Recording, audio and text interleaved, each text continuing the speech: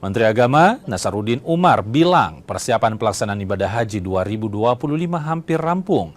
Permintaan tambahan kuota haji juga telah dipenuhi oleh pemerintah Arab Saudi. Persiapan pelaksanaan ibadah haji 2025 hampir rampung dan kini telah mencapai 90%.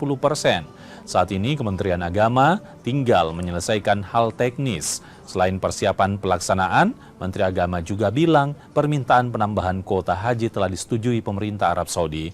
Namun untuk jumlahnya masih akan dikaji agar tidak berlebihan. Persoalan kami kita selesaikan tadi. Yang kita selesaikan sekarang adalah persoalan yang haji yang legal. Yang kemarin Bapak minta kuota tambahan.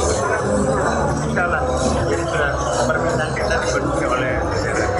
Tapi kita juga kalau ya intinya tidak banyak sampai nanti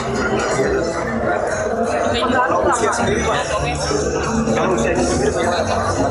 Usianya kita lebih per hari ini jalan.